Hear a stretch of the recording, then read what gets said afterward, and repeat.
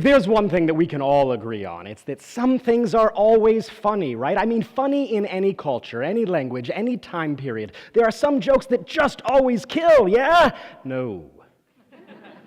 No, they don't. At least that's what some people would say, and as someone who works as a critical scholar, I agree. Language and culture shape human experience. We're not all the same, and for the most part, that's a really great thing. But as a theater artist who works internationally, I've also felt firsthand the pain of trying to translate a joke. Because most jokes rely on cultural context. Let me give you an example. If you don't understand NASCAR, you're probably not going to find the film Talladega Nights very funny. And believe it or not, there are some people in the world who do not understand NASCAR. It's true. Culture can divide us. Language can be a huge divider. It's impossible to translate something exactly because of linguistic nuance. Jokes make this painfully clear. Here's another example of a pun, which is notoriously impossible to translate, a pun. This one I heard in Spanish and giggled at it. I'm going to tell it to you in English. It goes like this. What did the little fish say to the big fish? Nipple! You get it? You get it? It's hilarious, right? No. No, it's not, because attempts to translate a joke usually fall flat, leaving the teller with the stammering summation of, I guess you just had to be there. Or, more recently, and then I found $5? And if you're not laughing at that joke, that's my point. Jokes divide into those who get it and those who don't, based on context. And yet, laughter can be a great uniter. I've often watched as an audience will walk into a comedy, pockets of isolated individuals. And then after 2 hours of sitting in the same room, breathing the same air, hearing the same coughs all around them, experiencing the same laughter, they walk out changed. They walk out transformed, lighter, connected. See, a lot of plays want to go out and ask you to change the world afterward. I believe, honestly, that a good comedy does change the world, because it changes the people who just experienced it, at least for a little while. Laughter is fundamentally human. Anthropologically speaking, laughter evolved long before human language. All of us learned how to laugh before we learned how to talk. And to the skeptics, I say yes, babies do experience genuine laughter. It is not just flatulence. Although there can be a connection, because as Louis C.K. told us, farts are always funny. Laughter is fundamentally human, but are there jokes that everyone enjoys? This question first occurred to me when I was studying Commedia dell'Arte in Italy. Now, Commedia dell'Arte is a type of theater that developed about 500 years ago, but it's still really influential today, and some of us believe it's still alive and well. One of those people is the maestro Antonio Fava, and I was talking to him about what it's like for him when he performs a 500-year-old Italian tradition today in countries elsewhere around the world. And what Maestro Fava said was, they don't know me, they don't know Commedia dell'Arte, they don't know the Italian language, but still, they recognize these characters, and they laugh. And the more I've studied Commedia dell'Arte, the more I realize that's actually not that surprising, because Commedia dell'Arte was always built to travel. Imagine with me, we're all Italian Renaissance actors. We want to make a living, as most artists do. We know there's money to be made out of town, so we're going to take our show on the road, right? But how are we going to find a play that we can perform in Madrid, in Milan, in London, in Berlin, in Moscow, in Paris? Do you see the problem? How are we going to translate our jokes? How are we going to find laughter that will cross linguistic and cultural borders? The answer is to find commonality. So the theme for all of the talks today here at the University of Mississippi has been in plain sight. That's exactly where the early Commedia dell'Arte actors found their comic gold. Instead of writing scripts down, they improvised. That way they could always respond to whatever was going on in a new town on a new night. Instead of relying just on dialogue, they relied on masks, on exaggerated gestures and physicality, on slapstick humor that anybody could follow, even if they didn't understand the words the characters were saying. And I think most importantly, they found universally recognizable character types and basic human problems, the kind of thing anybody can relate to, the kind of thing as simple as the relationship between a boss and an employee. So meet Pantalone. Pantalone is a merchant. He lives in Venice. He's worked very hard. He's made a lot of money. I'll let him say a few words for himself.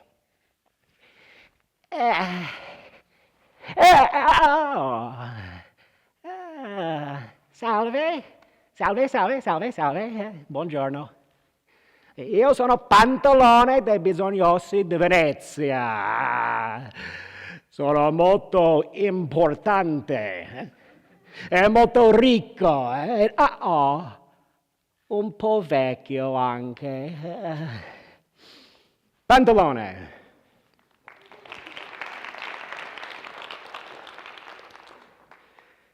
Now meet Zanni.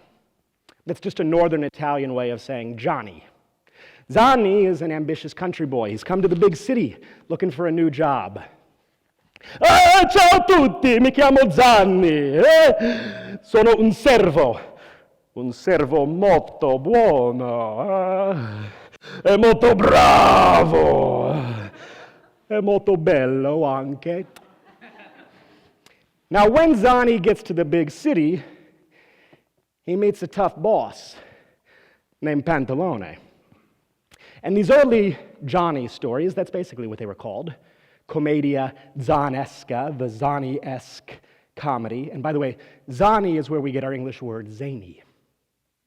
These early stories found such popularity, even amongst diverse groups, because we can all relate to having a tough boss.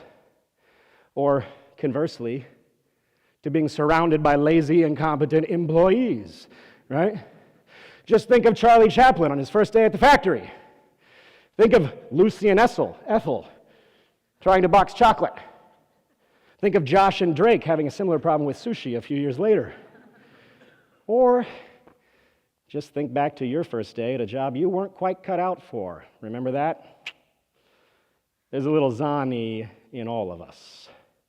And that's not just true in the modern West. In feudal Japan, they had a theater style called Kyōgen.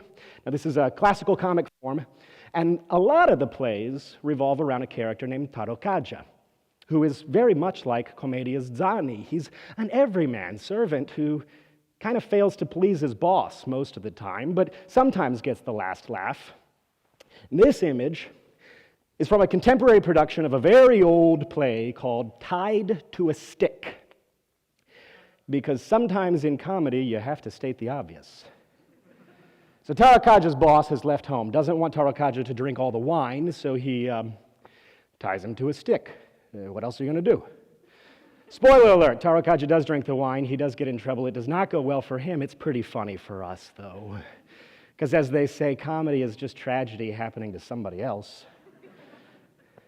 But it's tough, right? Under the boss man. That's true for Tarokaja in feudal Japan. It's true for Zanni in Renaissance Europe. It's true for Homer Simpson in Springfield, where he loves his Duff beer as much as Tarokaja loves his wine. And he's just as likely to fall asleep at the nuclear power plant as Zanni is likely to fall asleep at his job. Here again is Zanni's boss, Pantalone, next to Homer's boss, Mr. Burns. See any similarities? And here's an 18th century painting of a Commedia Zanni named Pulcinella next to Homer. We can actually trace this lineage even further back by adding another character from the Roman Republic. So here's Marcus from 1st century BCE, Pulcinella from the Renaissance, and Homer today. These images stretch 2,100 years of popular culture, and they all depict a foolish, put-upon glutton. I guess some things never change. It is possible there's a genealogical connection here. We know that the Renaissance actors were inspired by Greco-Roman comedy. I suspect that the creators of The Simpsons knew something about Commedia dell'Arte before they started out. But maybe there's not a real one-to-one connection. Maybe these are characters who are just discovered anew by every generation looking around us in plain sight. Maybe if I want to play a comic old man, Instead of looking at a 400-year-old engraving like this, I could go to the mall and look at people like these. Because some things never change. Some things are always funny. So the master-servant trope has been pretty popular in feudal Japan, in the Roman Republic, even today on any sitcom where somebody's got to get a new job. But there's another human universal relationship that's also really caught on. That's the relationship between a parent and a child. Or more specifically, the relationship between a parent and a young lover. Because whether it's Archie's dismay over Gloria's love of meathead, or Claire's concerns about Haley's affection for Alex, or Dylan, sorry. Oh, that would be a totally different show. Or Rishi's attempt to arrange a marriage between Jazz and Arjun, or Euclid's scheme to marry off his daughter. That one's been canceled, sadly. It's a shame. It was real popular with the critics, but just didn't get the ratings. Neither did that joke. Wow. But there is, because some jokes can divide us, but there is something apparently universally appealing to these stories about parents who just don't understand, or conversely, kids who just don't ever listen. But if you remember when you were young and in love, then you can see where the trouble comes from, and you can see why we laugh at poor Megan and Andre. Megan! Megan, come back! You forgot your jacket! Megan! In the Commedia dell'Arte, these stories of young lovers required two sets of parents, new in-laws, just like Meet the Fockers. We already met one of the parents, Pantalone from Venice. The other parent, his future in-law, was taken from the University of Bologna. He's the know-it-all doctor, Il Dottore. Now, this guy worked at the oldest university in Europe. University of Bologna was started in 1088. And people apparently thought it was very funny to laugh at his big words and his rambling explanations. I mean, they thought that back then. Certainly today, that's not going to work. Nobody today wants to watch a show about a blathering professor who goes, oh, well, maybe some things never change. Yes, language and culture divide us.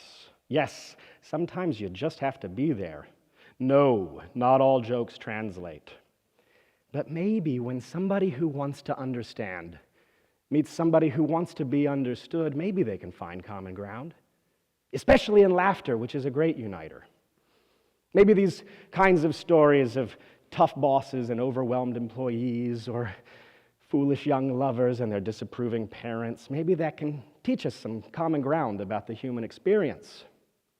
Or maybe not. Maybe even today, know-it-all professors like to blather on with names and dates and theories about something so obvious and universal as humor. Because maybe some things never change. Thank you.